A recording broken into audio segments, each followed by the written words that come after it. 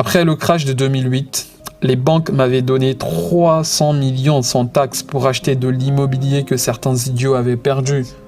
McDonald's est dans l'immobilier. Ils vendent des burgers, mais ils achètent de l'immobilier pour qu'ils ne payent pas de taxes. Et la plupart du temps, c'est genre des hedge funds. Vous ne faites pas d'argent, mais eux profitent de ces frais tous les jours. Si je suis un docteur ou un programmeur, là, c'est du salaire parce que je travaille pour. Si j'achète par exemple des pommes pour 10 € et je les revends 20 €, ça c'est un revenu de votre portefeuille, un gain de capital.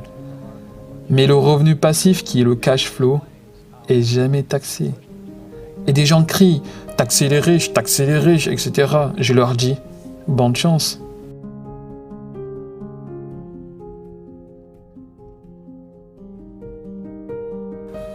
Avant toute chose, demandons-nous ce qu'est l'éducation financière. Ce n'est pas obtenir un travail, travailler dur et épargner, investir, diversifier son portefeuille dans différents stocks. Vous savez, les fonds communs de placement ou les trackers. Ce n'est pas cela. L'industrie financière, c'est deux choses. La dette et l'imposition. C'est là où la fausseté avait commencé en 1971, quand le président Nixon avait suspendu la convertibilité du dollar en or. Le dollar américain devenait dette. Et nous continuons à dire aux jeunes d'aller faire des études, d'obtenir un emploi, travailler dur et épargner. Et peut-être sortir de vos dettes. Qui leur dit de faire cela? C'est le truc le plus ridicule qui soit.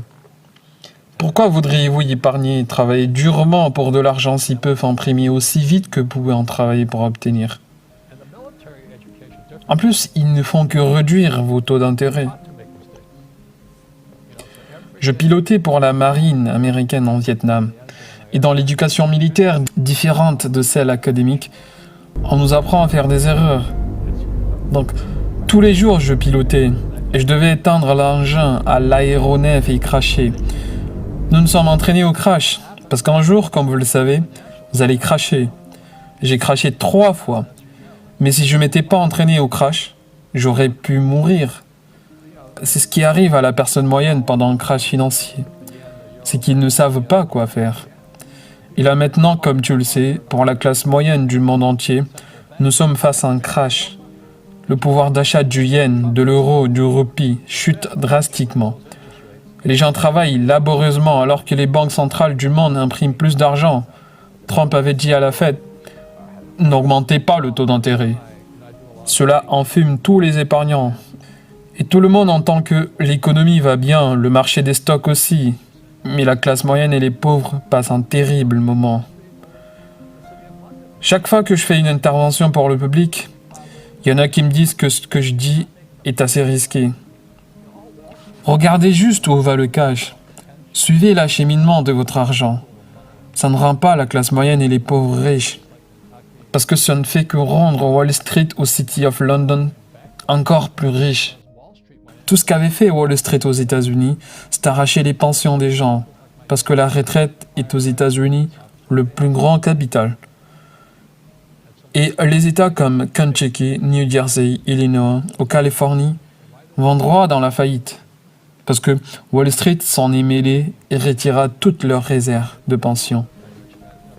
Donc, les enseignants comme mon père, les sapeurs-pompiers, les agents de police, ils n'ont plus de plan de retraite.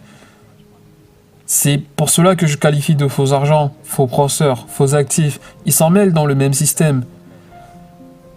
Pourquoi ils ont suspendu la convertibilité du dollar en or? Et qu'est-ce que cela signifie? Qu'est-ce que nous ne savons pas?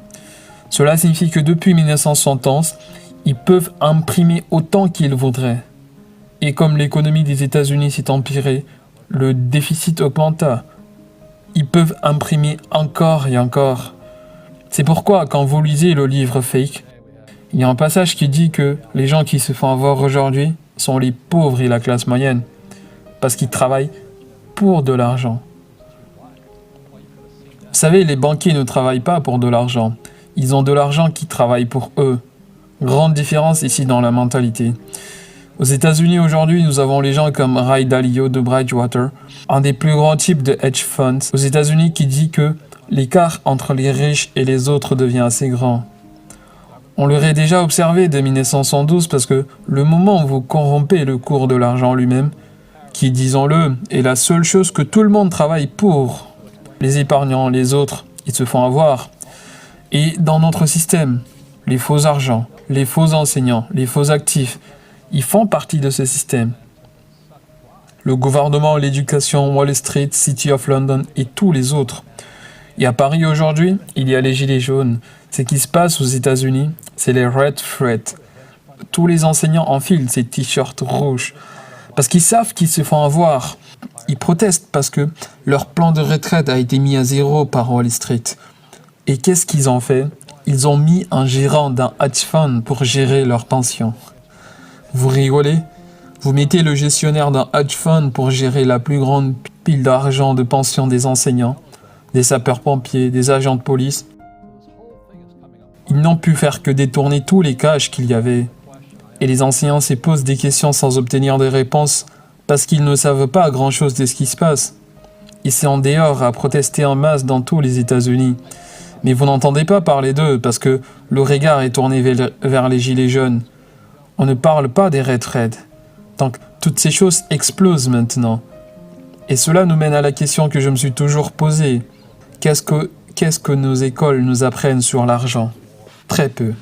Parce que Wall Street ne leur permettrait pas. Quand j'étais dans l'école de l'aviation, mes instructeurs peuvent piloter et je pilotais à leur côté. Mais à l'école, vous ne savez pas si votre instructeur l'est vraiment ou pas. C'est de là que vient mon expression « faux professeur ». Quand j'étais dans mon programme de MBA, j'étais en même temps dans la marine. C'était vers les années 1973, etc. Les étudiants à l'université de Hawaï me criaient dessus parce que j'étais assez stupide pour m'y rendre avec mon tenue d'aviateur.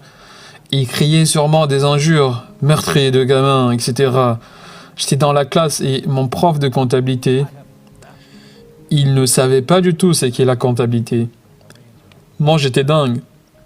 J'étais pas comptable, mais je savais qu'il ne l'était pas non plus. Et je lui dis, « Êtes-vous un comptable ?» Il dit, « J'ai un master en comptabilité. » Je lui dis que c'était pas ça la question. « Êtes-vous comptable ?» Non, j'ai un diplôme en comptabilité. Puis je me suis tenu debout. Les marines ne sont pas les plus brillants. Et j'ai répété, « Êtes-vous comptable ?» J'ai reçu la même réponse. Je lui ai dit, t'as un faux. Tu sais pas ce dont tu veux enseigner. Et depuis lors, quand j'entends ce que ces gens enseignent nos enfants sur la comptabilité, c'est la mauvaise comptabilité.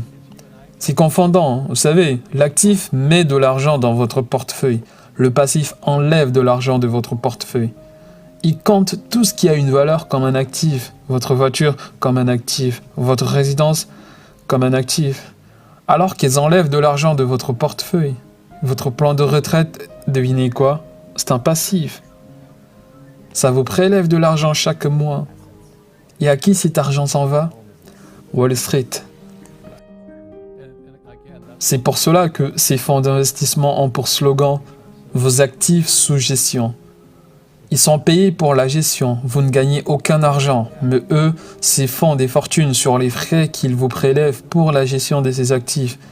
Et la plupart du temps, ces gens des hedge funds, vous ne faites pas d'argent, mais eux profitent de ces frais tous les jours. Et beaucoup de gens pauvres confondent l'actif avec le passif. Ils pensent que leur maison est un actif, alors que c'est un passif. C'est pour cela que j'ai crié sur le prof de comptabilité quand je lui ai dit que l'actif est un nom, le cash flow est un verbe. Pour comprendre ce qu'un actif ou passif, il vous faut un nom plus un verbe. Donc, si le cash sort de votre portefeuille, c'est un passif. Si le cash va dans votre portefeuille, c'est un actif. J'ai 7000 propriétés en location. Ce sont des actifs. Chaque mois, le cash va dans mon portefeuille. Alors que beaucoup de gens ont des grandes maisons sur des montagnes et leur cash s'en va ailleurs, puis ils vont doucement dans la faillite. La raison pour laquelle les riches ne travaillent pas pour de l'argent est premièrement les dépenses pour la taxe. Vous voyez, il y a 3 catégories de revenus. Le salaire, le portefeuille et le revenu passif. Le salaire, c'est quand vous avez un emploi. Si je suis un docteur ou un programmeur. Là, c'est du salaire parce que je travaille pour. Si j'achète par exemple des pommes pour 10 € et je les revends 20 €, ça c'est un revenu de votre portefeuille, un gain de capital. Mais le revenu passif, qui est le cash flow, est jamais taxé. Et des gens crient « taxez les riches, etc. » Je leur dis « bonne chance ». Parce que la plupart de ces gens qui se plaignent, ils ne savent pas du tout ces 3 sources des revenus. Et les riches n'ont de toutes les manières pas de travail. Ils ont des actifs. Et donc la personne moyenne, assez vulnérable avec le slogan « envoyer les enfants à l'école ». Mais enfants, ils n'apprennent rien de tout cela. C'est pourquoi dans le livre Fake, comme nous l'avons évoqué, cet article du journal sur Jared Kushner qui explique comment les Trump et les Kushner ne payent pas la taxe et se font des millions et des millions de dollars. Et le reporter, le pauvre, ne pouvait pas comprendre. Parce que nos écoles ne nous apprennent jamais cela. Ces 3 sources de revenus. Les lois sur les impositions sont utilisables pour tout le monde si vous avez l'éducation financière nécessaire. Et la raison pour laquelle je suis un fervent défenseur de l'éducation financière est que sans cette éducation, vous allez payer beaucoup de taxes. Très peu de gens iront acheter ce que j'achète, faire 1 million de dollars et payer 0 taxe. McDonald's est dans l'immobilier. Ils vendent des burgers, mais ils achètent de l'immobilier pour qu'ils ne payent pas de taxes. Cet entrepreneur Jeff Bezos, avec une fortune de 60 milliards de dollars, combien de taxes paye-t-il sur ces milliards? 0. Quand j'étais revenu du Vietnam en 1911, mon père pauvre disait « Va avoir un MBA ». Mon père riche en rigolait. Il me dit « Avec ça, tu deviendras un employé. Qui d'autre embauche les gens avec un MBA ?» Il était juste pragmatique. Il disait que si tu veux vraiment être riche, prends des cours sur l'immobilier. Je lui dis « Pourquoi cela ?» Il dit « Une fois que tu comprendras que l'immobilier est basé sur la dette, tu apprendras comment faire usage de la dette comme une liquidité. » Parce que c'est ce qui est arrivé en 1911. Le dollar américain devenait dette. Donc, une fois que vous ayez appris à utiliser la dette comme liquidité, vous ne pouvez jamais dire « je ne peux pas me le permettre ». Après le crash de 2008, les banques m'avaient donné 300 millions sans taxes pour acheter de l'immobilier que certains idiots avaient perdu. Et je qualifie d'idiot parce que quand les prix sont si hauts, pourquoi voudriez-vous acheter quand le marché est en son summum?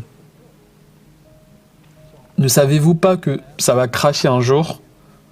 Les subprimes, les marchés dérivés, les MBS et toutes ces choses ont contribué à mener le prix de l'immobilier si haut que le reste d'entre nous ne font qu'attendre et quand tout cela crache, tous ces immobiliers se libèrent et ils ont besoin, c'est fait, et la trésorerie ont besoin des gens comme nous pour aller au secours.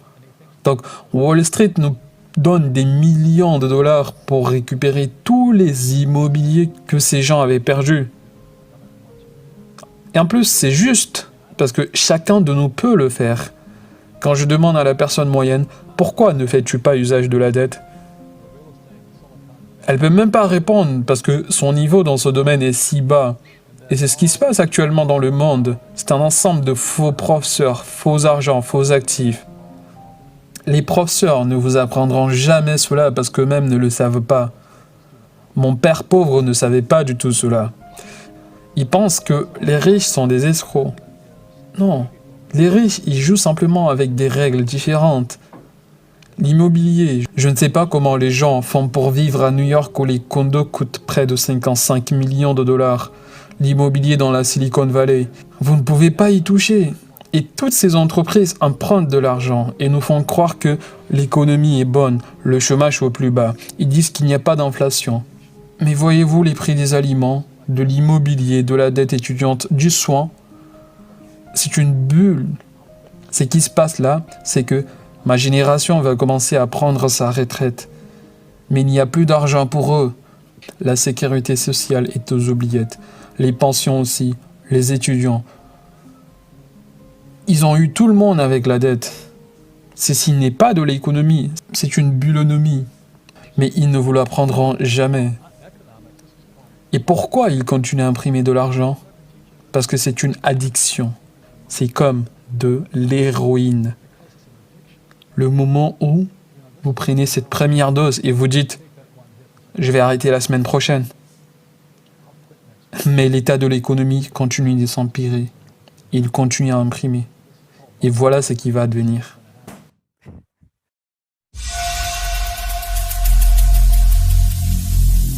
Every single day